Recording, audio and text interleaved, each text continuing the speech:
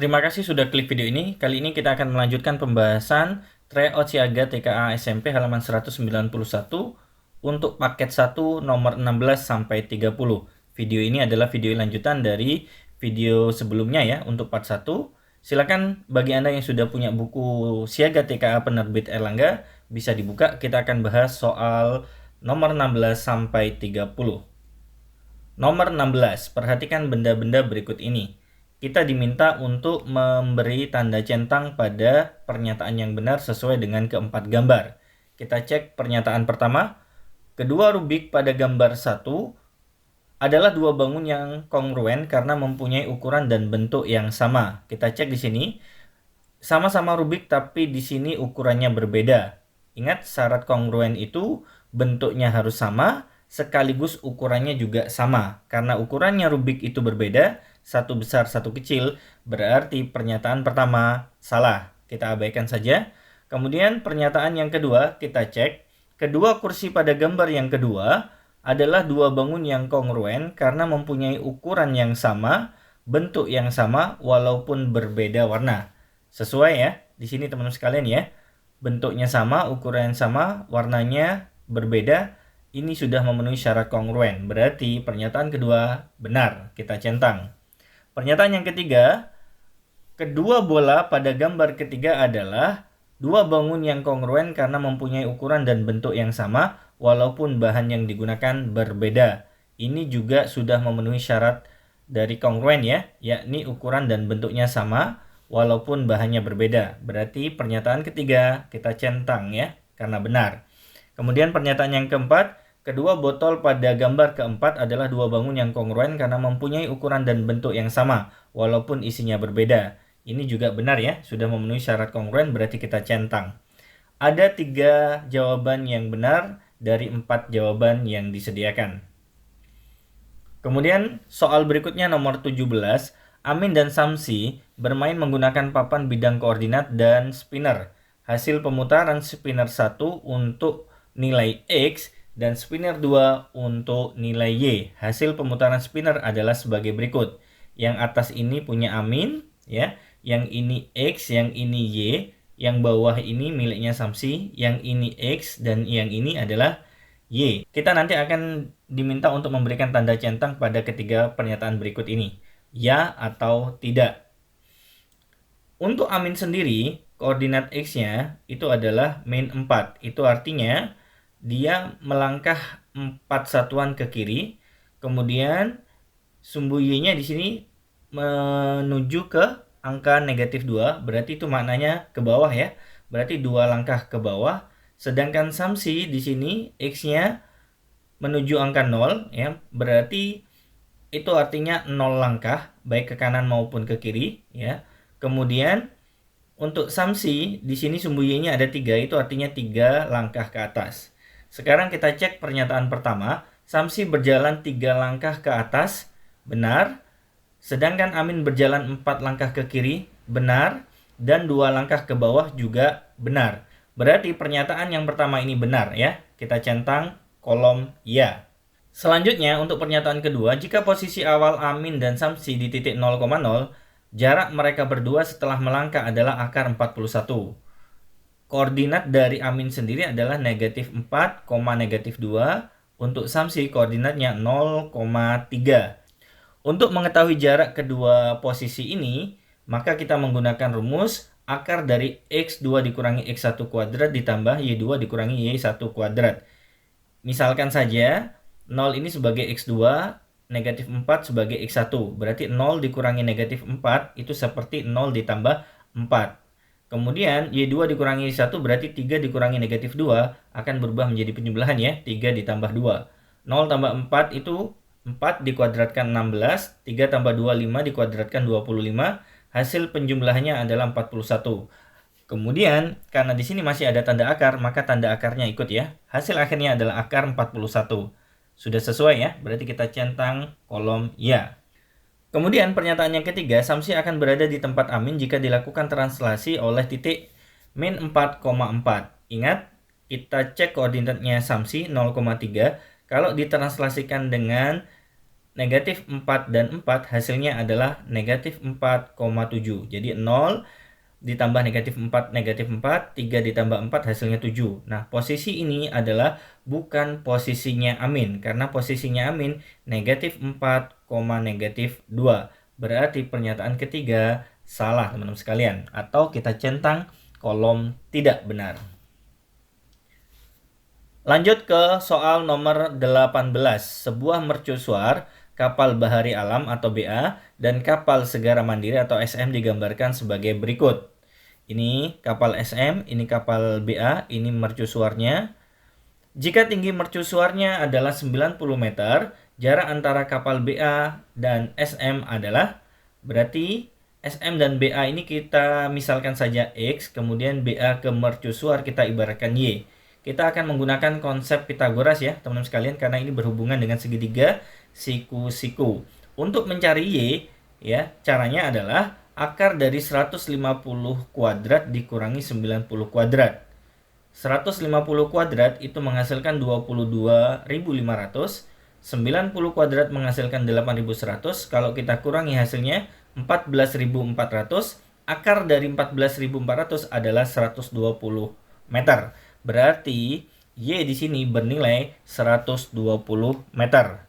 Kemudian untuk mencari X kita tidak bisa langsung X-nya. Harus mulai dari kapal SM ini ke mercusuar, yaitu X dan Y agar bisa membentuk segitiga siku-siku teman-teman sekalian ya. Ini mercusuar, kemudian X plus Y dan 410. Berarti untuk mencari X plus Y sebagai sisi alasnya itu diperoleh dari sisi miringnya 410 dikurangi dengan tinggi mercusuarnya 90 meter.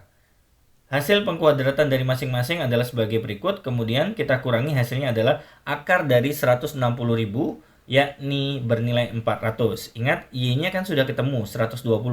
Berarti X ditambah 120 sama dengan 400. Berarti nilai X-nya adalah 280 meter. X itu sendiri sudah sesuai dengan yang ditanyakan, yakni jarak antara kapal BA dengan SM ya. Di sini X ya. Berarti jawabannya adalah poin A. Nomor 19. Dua orang atlet balap sepeda sedang berlomba menempuh jarak 33 km. Atlet A mengendarai sepeda dengan roda berdiameter 70 cm. Ia dapat mengayuh sebanyak 50 kali dalam 1 menit. Sementara atlet B mengendarai sepeda dengan diameter rodanya 60 cm dan ia mengayuh sebanyak 60 kali dalam 1 menit. Diasumsikan satu kayuhan berarti roda sepeda berputar 1 kali. Berilah tanda centang pada kolom yang benar atau yang tidak. Untuk mencari banyak putaran ya dari jarak yang ada di sini, itu rumusnya jarak dibagi dengan keliling rodanya. Kita cek untuk atlet A, banyak putarannya nanti akan berapa?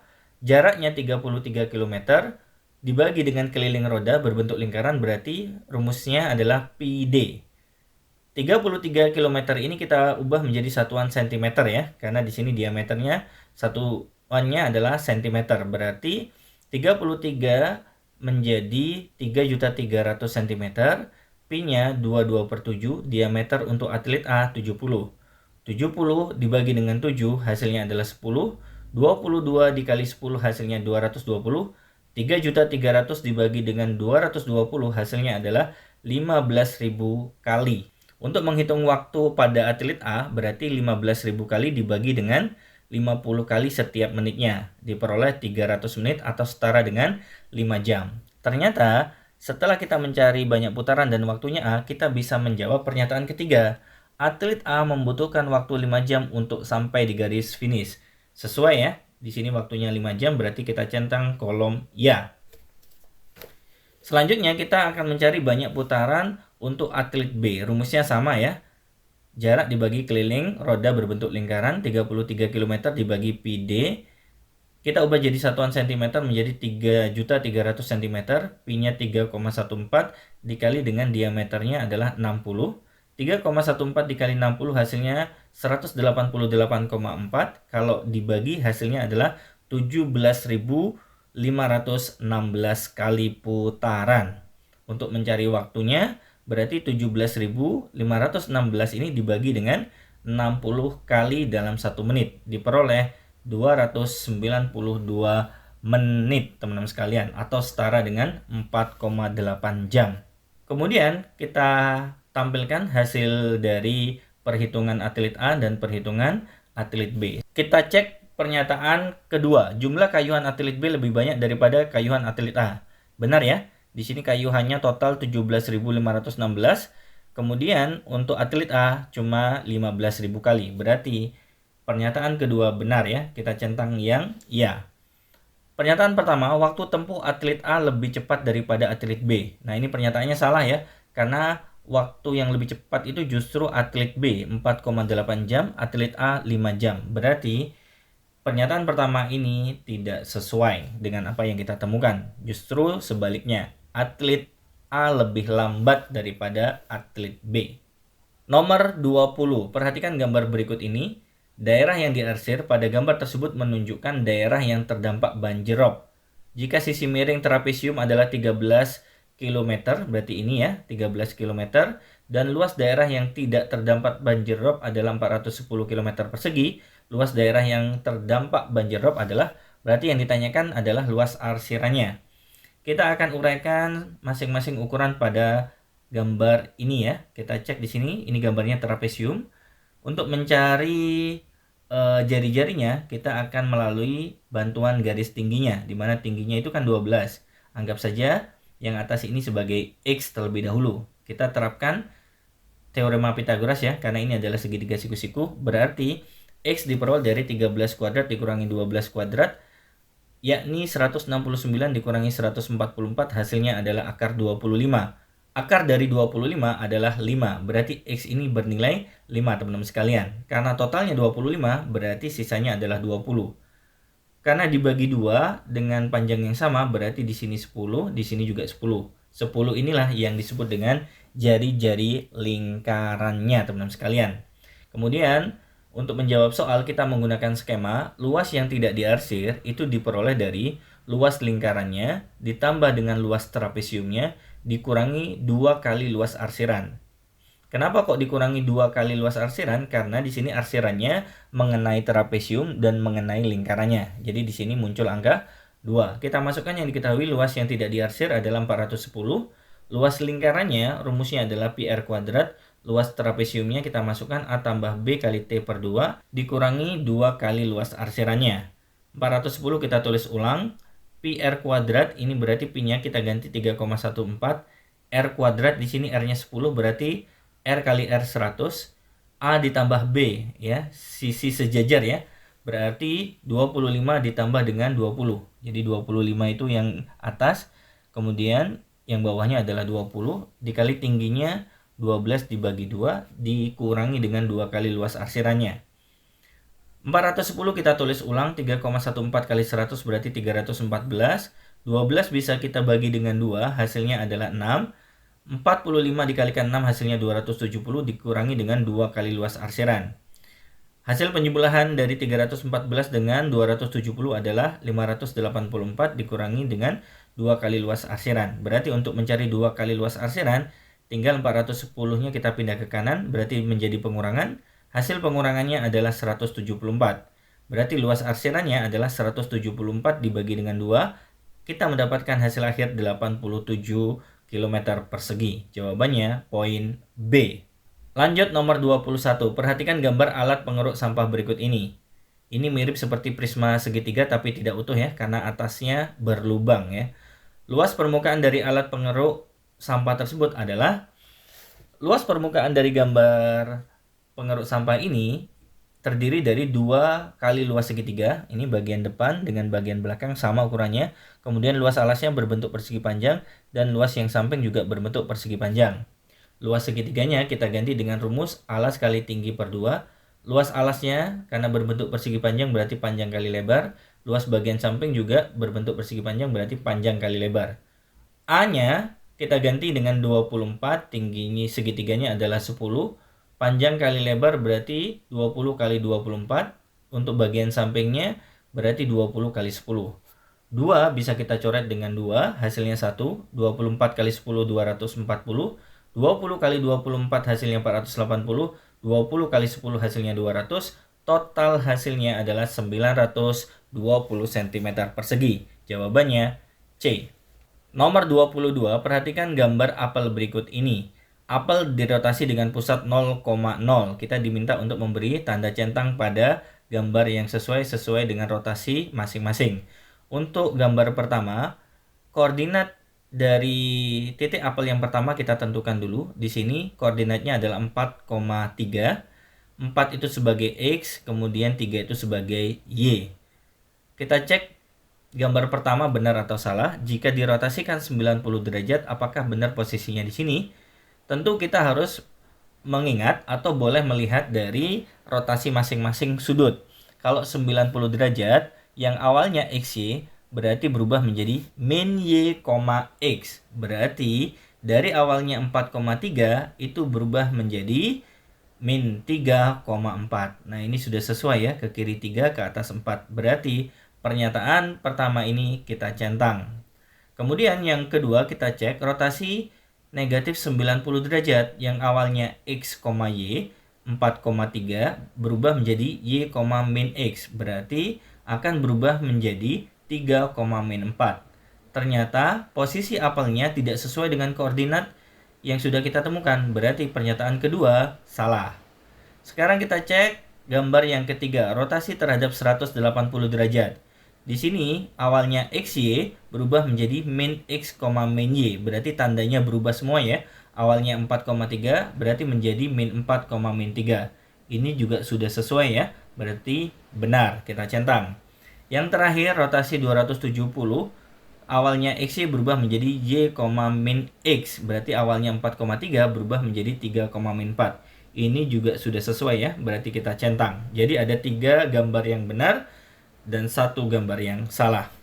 Nomor 23, cetakan tumpeng berbentuk kerucut dan terbuat dari aluminium. Satu set cetakan tumpeng terdiri atas 4 buah cetakan dengan diameter dan tinggi yang berbeda. Cetakan 1 diameternya 6, kemudian tingginya 8. Nah, karena di sini berkaitan dengan luas selimut kerucut, berarti kita akan mencari sisi miringnya ya, teman-teman sekalian ya.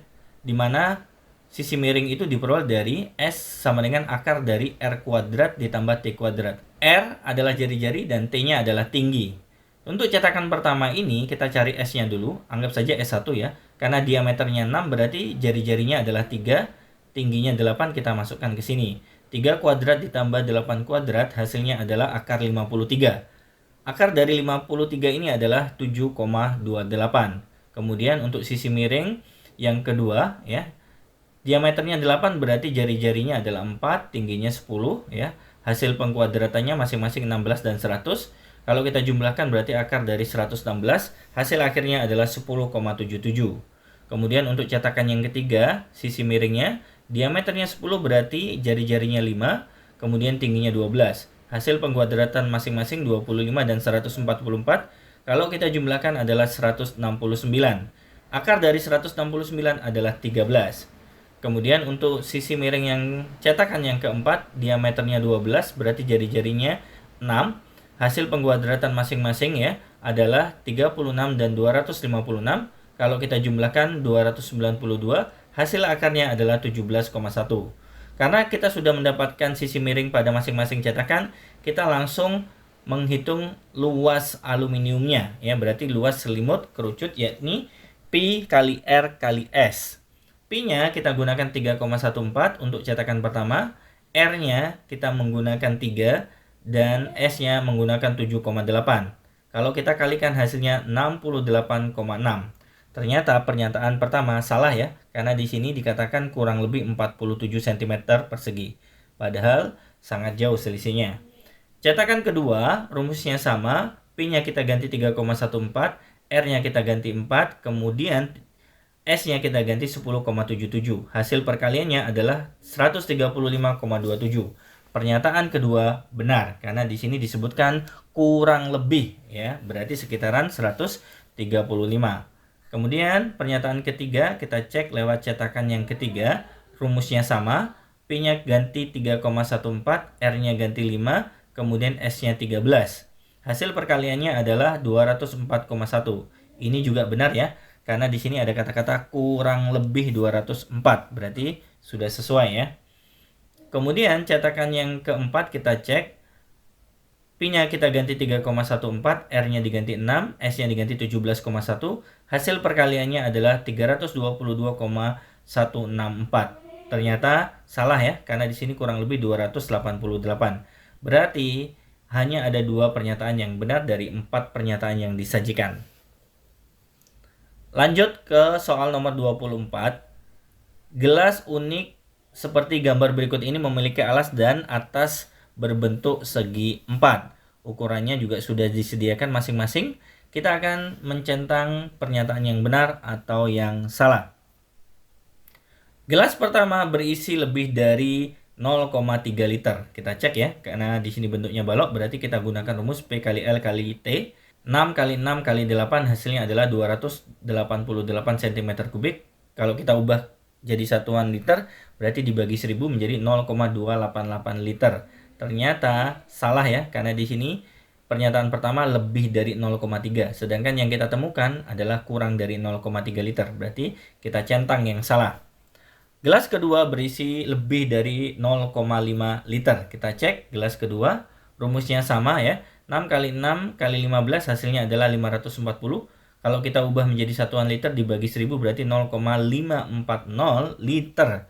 Ternyata benar ya, 0,54 itu lebih dari 0,5. Berarti kita centang yang benar.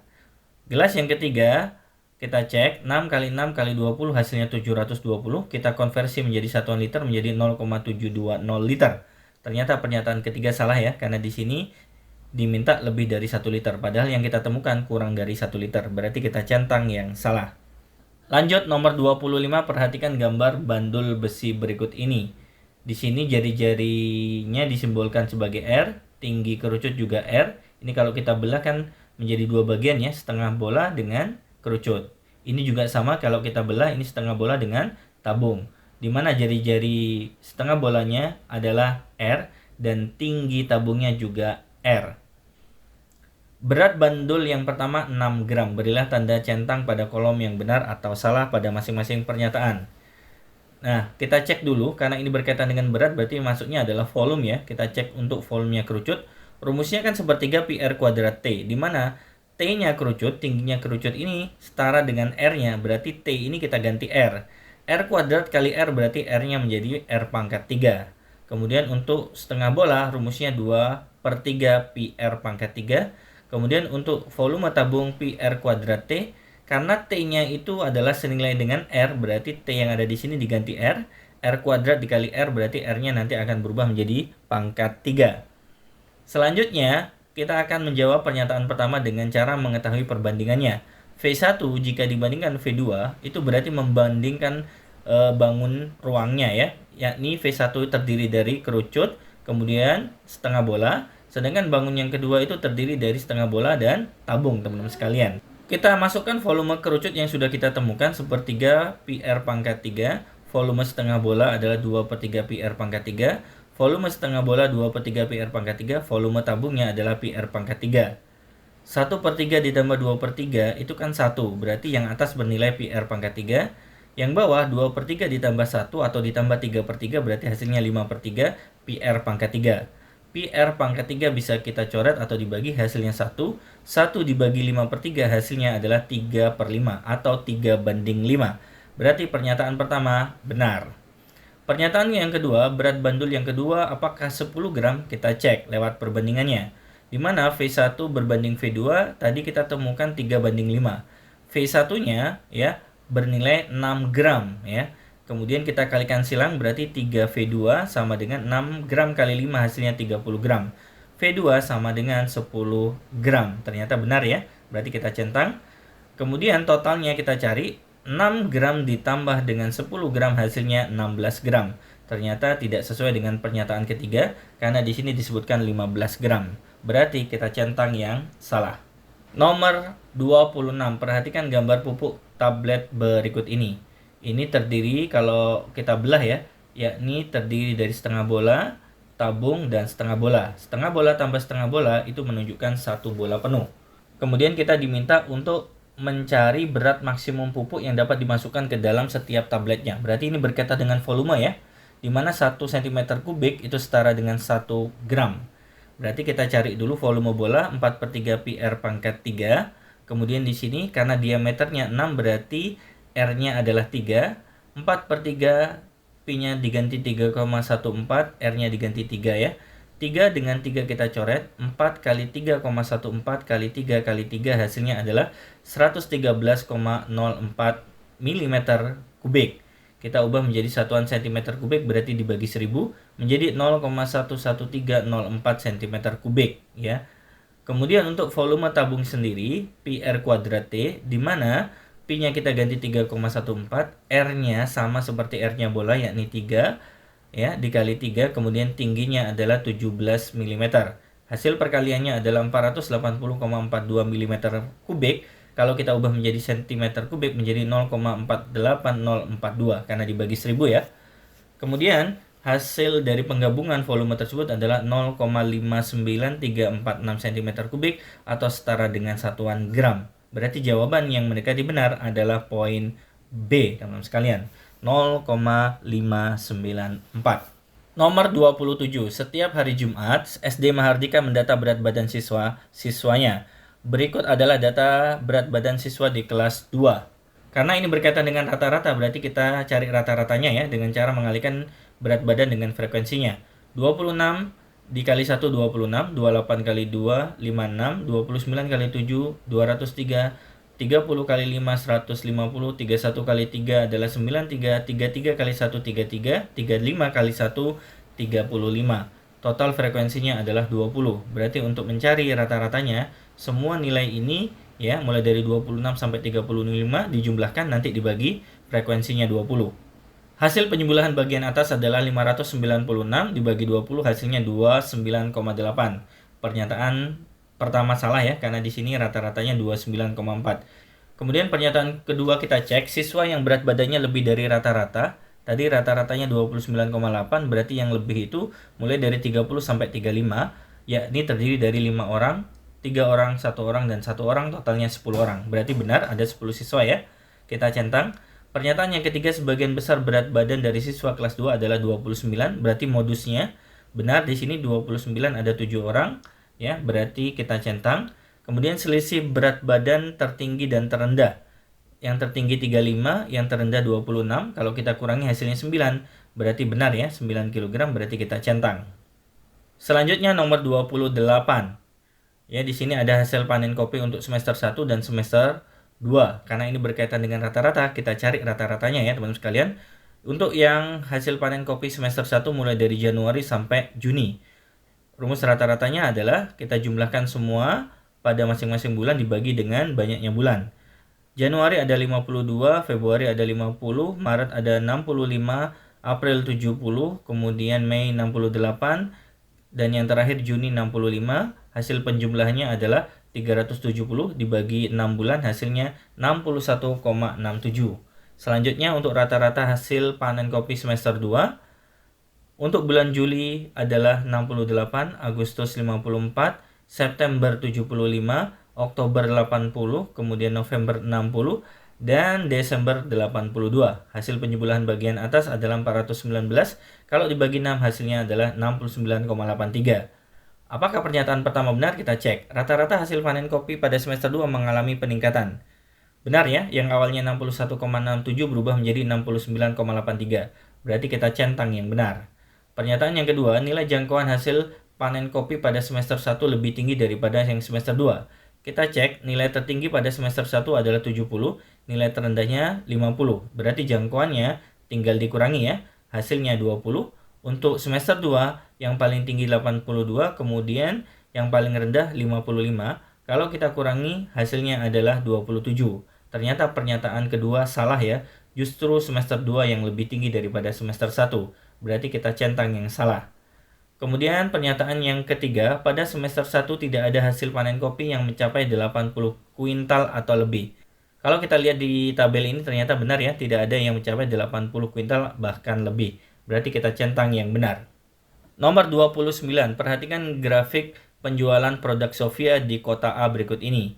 Bagian bawah macam-macam produknya. Kemudian bagian samping kiri ini adalah banyak produknya dalam satuan karton. Di sini ada diagram lingkarannya ya, di mana supermarket 1 43%, supermarket 2 33%, supermarket 3 belum diketahui.